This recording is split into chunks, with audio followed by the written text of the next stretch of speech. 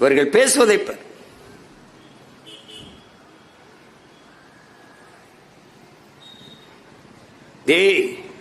நமக்கு துரோகி யாரு எதிரி யாருன்னு தெரியும்.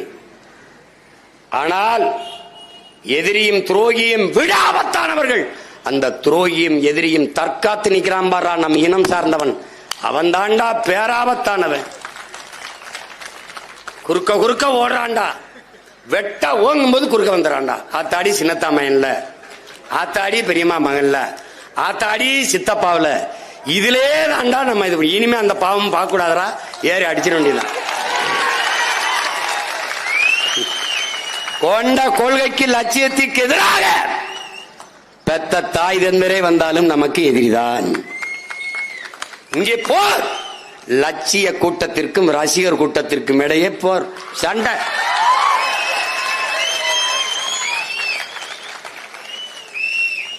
தமிழ் தேசியனத்தின் உரிமை விடுதலை என்ற புனித கனவை, உயர்ந்த லட்சியத்தை கொண்டிருக்கிற சித்தாந்தமா சினிமாவா? இதாண்டா சண்டை.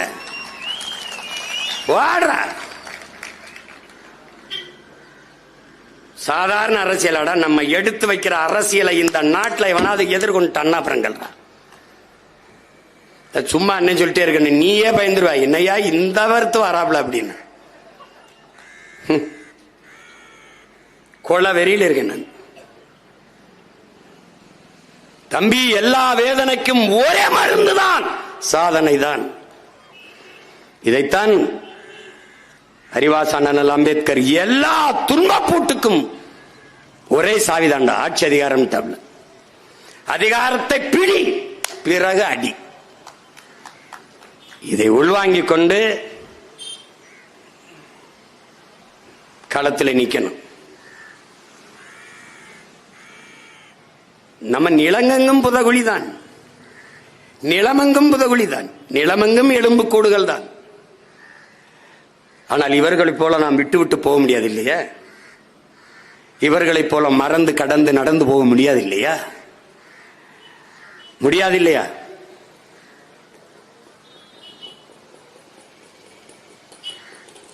இறைமகன் இயேசு சொல்றார், ஏன் ஸ்டாலினை போய் ஏன் பார்த்த?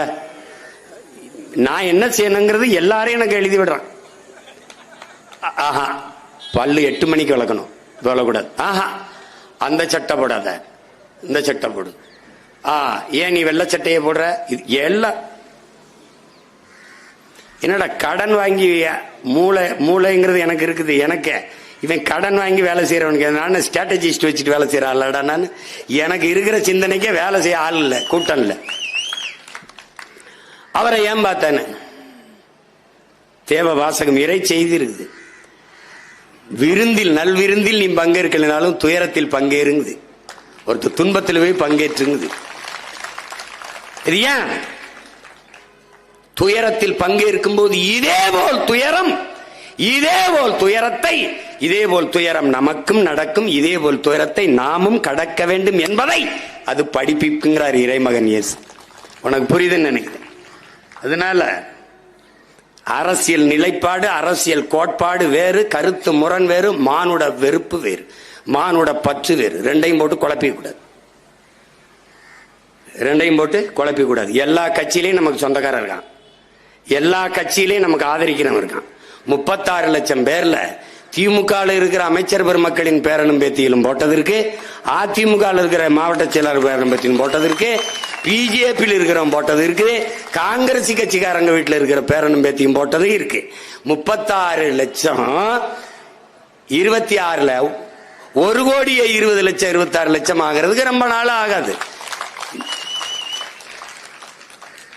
அதனால இதெல்லாம் எதுக்கு இந்த போராட்டம்லாம்? வெறி, வன்மம், அதை ஏத்திக்கணும்.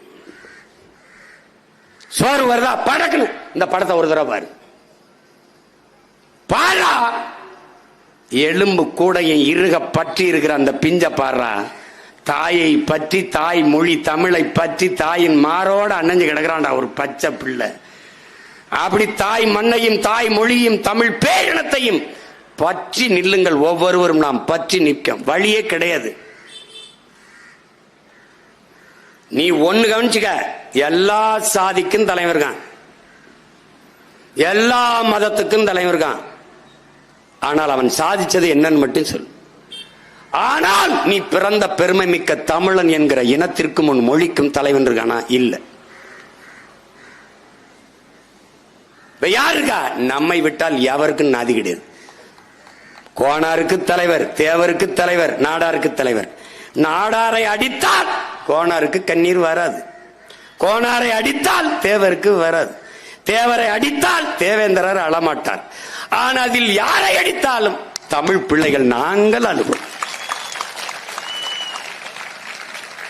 இந்துவை அடித்தால் இஸ்லாமியர் கண்கலங்க மாட்டார், இஸ்லாமியர் அடித்தால் இந்து வருத்தப்பட மாட்டார். ஏனால் அடிப்பவரே அவராதான் இருப்பார். இதில் யார் முதுகில் அடிபட்டாலும் முதலில் வெடித்து துடித்து தடுக்க போராடி கலங்கி நிற்பவர்கள் பிரபாகரனின் பிள்ளைகள் தான் என்பதை தமிழ் சமூக தம்பி தங்கைகள் புரிந்து கொள்ளும். இது வெறும் அற்ப அரசியல், ஓட்டுக்காக நிற்கிற அரசியல் இல்லது, மாபெரும் அரசியல் புரட்சி. அதனால்தான் இது மாற்றத்திற்கான எளிய மக்களின் புரட்சி என்ற முழக்கத்தை முன்வைத்தோம்.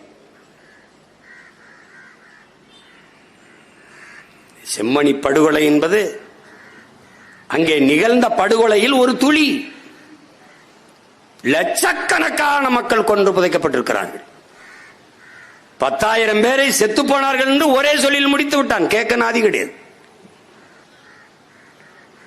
இந்த நிலையில் பன்னாட்டு சமூகம் நமக்கான நீதியை விசாரணை, தடையின்றி நீதி விசாரணை வரணும். அது எப்போது வருமென்றால், தமிழ் தேசிய இனத்திற்கென்று ஒரு அரசு, தமிழ்நாடு அரசு, தமிழர் அரசா வரணும். தமிழ் இனத்தில் பிறப்பனெல்லாம் தமிழன் இல்லை என் உடன் பிறந்தானே. ஒரே நிலம், பச்சையாகத்தான் இரண்டும் வளர்கிறது.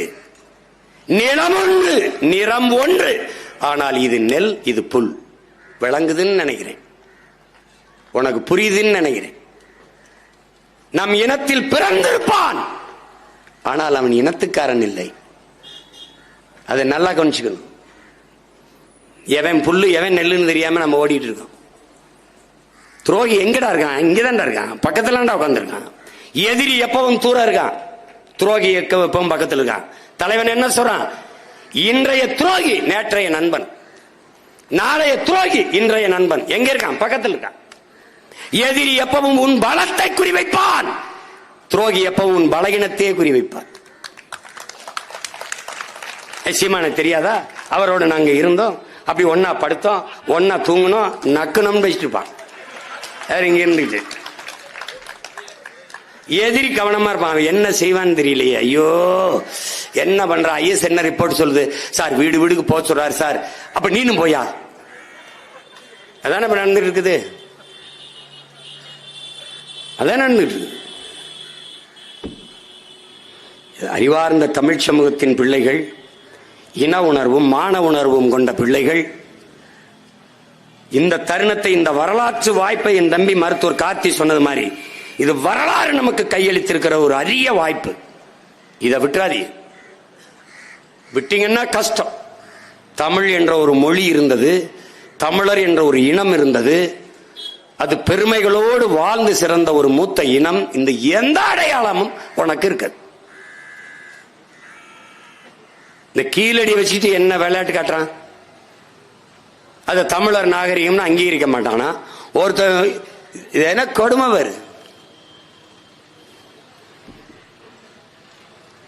நான்லாம் வந்தேன்னா அது ஆப்பிரிக்க நாகரிகம் சொல்லிட்டு போயிடுவேன். போடாது ஆப்பிரிக்க நாகரிகம்டா, எப்படி இருக்கு பாரு. இப்ப வர்றாப்புல, நாளைக்கு வர்றாப்புல நம்ம ஐயா, நம்ம பாட்ட ராஜேந்திர சோழனை, அவன் கட்டுன நாகநாதர் கோயில செங்கல் செங்கலா பேத்து வச்சு விட்டாங்க. ஒரு கோயில் கட்டி வச்சிருந்தாரு நாகநாதருக்கு, செங்கல் செங்கலா பேத்து வச்சுட்டாங்க. யுனெஸ்கோ நிறுவனம் சொல்லுது, தொன்ம அடையாளங்களை, பழமையான அடையாளங்களை பாதுகாப்பதில் இவர்களுக்கு எந்த அக்கறையும் இல்லை, இந்தியர்களுக்கு தமிழர்களுக்கு என்று. நம்ம பாட்டம் கட்டின கோயில் செங்கல்களாக பிரிச்சு அடுக்கப்பட்டிருக்கு. நாளைக்கு வந்து என்ன பேசுவார்? 1000வது ஆண்டுல இந்து எம்பரன் பப்ல, இந்து பேரரசன் ராஜராஜ சோழன், ராஜேந்திரன்லாம். அவன் காலத்துல இந்த நாடு ஏது, இந்தியான்னு ஒரு நாடு ஏது, இப்படி ஒரு சொல்லு ஏது, மதம் ஏது? அவன் சொல்லும் போதே முருகன் தமிழ் கடவுள். அப்ப சிவன் பெருமாள் திருமால் என்ன கடவுள்? ஏன் அந்த கேள்வி எழல? முருகன் தமிழ் கடவுள். சிவன் யார்? நீ வெங்கடாசலபதி சீனிவாசன் பேர் மாத்தனா வாழாயிருவர. திருமால் யார்? முதல்ல சொல்லு. யாரோட இறை? சிவனை நீ ருத்ரன் என்று மாத்தினால் சிவன் வாழாயிருவானா? சிவன் யார்? யார்? யாரோட இறை? பதில். அது ஒரு ஏமாந்த ஒரு கூட்டம், பழைய காலத்துல கூட்டம். இழந்த எங்கள் பண்பாட்டை, நிலத்தை, வளத்தை போராடி மீட்பதற்குத்தான் இந்த நிலத்திலே மானத்தமிழ் பிள்ளைகள் இன உணர்வும் மான உணர்வும் கொண்டு இந்த மண்ணிலே கிளர்ந்து நிற்கிறோம். சும்மா போறது வரலாம் தன்மையப்படுத்திக்கிட்டு நீ வேணா பாரு, நாளைக்கு சொல்றாரா இல்லையா ராஜேந்திர சோழன் அவர் சொல்வார். அவ்வளவு போற்றுதற்குரிய பெருமகன் அவர் என்றால் இந்திய கப்பற்படைக்கு வந்து ராஜேந்திர சோழன் படைன்னு வச்சுட்டு போகலாமே. ஏன்னா இந்த நாட்டில் முதலா கப்பல் படை வச்சிருந்தவன் அவன்தான். நான் கூட சொன்னேன், பிரணாப் முகர்ஜி வந்து குடியரசுத் தலைவராக இருக்கும்போது இந்த நாட்டுக்கு ஒரு கப்பலுக்கு அர்ஜுனான்னு பெயர் வச்சு நாட்டுக்கு அர்ப்பணிக்கிறேன்னாரு. நான் ஒருத்தன் தான் கேட்டேன், நீ அந்த கப்பலுக்கு அரசேந்திரன் பெயர் வச்சிருக்கணும். அவர் வில்லம்பு வச்சு சண்டை செஞ்சாரு அர்ஜுனன். அப்படி பார்த்தா நீ ஏவுகணை வெடிகணைக்கு நீ வந்து அர்ஜுனன் கூட பெயர் வச்சிருக்கலாம். அவரே சொல்றார் அந்த நிகழ்ச்சி, இந்திய கப்பல் படையின் முன்னோடி அரசேந்திர சோழன் என்று பிரணாப் முகர்ஜி பேசினது இருக்கு. அப்படின்னா என்ன பண்ணிருக்கணும்? நீ அரசேந்திர சோழன் தானே பெயர் வச்சிருக்கணும். என்ன சேட்டை? பிரதமர் சொல்லிட்டாரு அப்படின்னு. எப்படி? செஞ்சியில் இருக்க நம்ம கோட்டைய ஆனந்த கோன் மகன், கிருஷ்ண கோன் மகன், கோனேரி கோன் அவனுடைய வாரிசுகள் 300 ஆண்டுகள் அந்த கோட்டையை தலைமையிடமா வைத்து ஆண்டிருக்கான். என் பாட்டை, என்னுடைய கோட்டையை மராட்டிய மன்னர்களினுடைய படைத்தளம் என்று அமெரிக்காவின் யுனெஸ்கோ அறிவிக்குது. அத பிரதமர் சொல்லிட்டார் அப்படின்னு. பிரதமர் சொல்லிட்டா எப்படி இருக்கு? இப்ப திருப்பி என்ன பண்றது? மறுபடி கோனேரி கோன் கோட்டை மீட்பு முற்றுகை போராட்டம். இப்ப மறுபடி செஞ்சி இல்ல என்ன, நம்ம பாட்டைங்க வாழும் வேலும் என்று போராடினாங்க. நம்ம கையை உயர்த்திக்கிட்டு அறிவாயுதம் ஏந்தி போராட வேண்டியதான். கொஞ்ச நாள் இப்படி கத்திக்கிட்டு இருப்போம். அதிகாரத்துக்கு வந்தா பெரிய வளைவு, கோனேரி கோன் கோட்டை. எப்படி போடுவேன்? கோனேரி கோன் கோட்டை. 2 துணை காவல் நிலையம் இங்க. எவன் வந்தாலும் தூக்கி அடிச்சு உள்ள போடு. எவனாவது மராட்டியன் கிராட்டியன் வந்தானா மான தமிழ் மண்ணில் மராட்டியன் கோட்டைங்க என்ன போடு கிழிக்குதுங்க. சான்று ஆவணம் கல்வெட்டு அங்க இருக்குது. ஆனந்த கோன் மகன், கோனேரி கோன் மகன், கிருஷ்ண கோன் மகன் கோனேரி கோன் ஆண்டதுன்னு கல்வெட்டு இருக்குது. ஒட்டக்குத்தர் பா இருக்குது. செம்பியன் கோன், காடவர் கோன் இவெல்லாம் ஆண்டிருக்காண்டான்னு இருக்குது, பாட்டு இருக்குது. நீ திடீர்னு சொல்லிட்டு போயிட்டீனா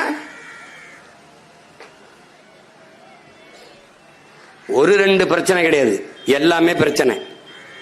அதனால என் உடன் பிறந்தார்கள், உங்களுக்கு கண்ணுக்கு தெரிய வேண்டியது ஒன்னே ஒண்ணுதான். மற்றவர்களுக்கு தேர்தல், நமக்கு போர். இது அரசியல் களம் அல்ல, தேர்தல் களம் அல்ல, போர்க்களம்.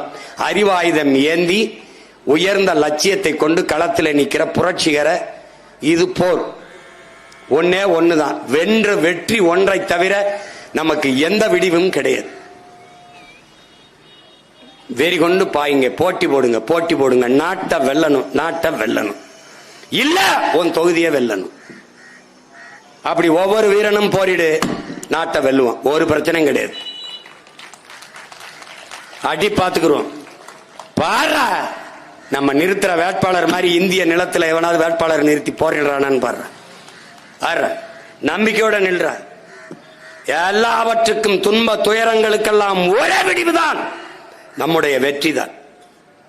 செம்மணி படுகொலை மாறி நம் இனப்படுகொலை எல்லாவற்றுக்கும் நீதி பெற்று தனித்தமிழில நாட்டை மலரச் செய்ய வேண்டுமானால் நமக்கென்று ஒரு அரசியல் வலிமையும் அதிகார வலிமையும் தேவை. அந்த அதிகாரத்தை நோக்கி பாய், அதை தவிர வேற வழி இல்லை. செம்மணியில் படுகொலை செய்யப்பட்ட நம்முடைய மக்கள் எலும்பு கூடுகளாக காட்சியாக சாட்சியமாக நின்று கொண்டிருக்கிற நம்முடைய சொந்தங்கள் களத்திலே உயிர் நீத்த நம் இன உறவுகள், போராடி இன விடுதலைக்காக தன்னுயிரை தந்த மாவீரர்கள் எல்லோருடைய கனவையும் நிறைவேற்ற நமக்கு இருக்கிற ஒரே வாய்ப்பு அரசியல் விடுதலை. அதுக்கு அதிகாரத்தை பிடிப்பதை தவிர வேறு வழி இல்லை. வென்றாக வேண்டும் தமிழ், ஒன்றாக வேண்டும் தமிழர். அதிகாரம் மிக வலிமையானது. நமது அதிகாரம் நம் மக்களுக்கானது. புரட்சி எப்போதும் வெல்லும். நம் வெற்றி நாளை அதை சொல்லும். நம் இலக்கு ஒன்றுதான், இனத்தின் விடுதலை. இனம் ஒன்றாவோம், இலக்கை வென்றாவோம். தமிழ் தாய் வாழ்க, தலைவர் பிரபாகரன் வாழ்க, நாம் தமிழர்.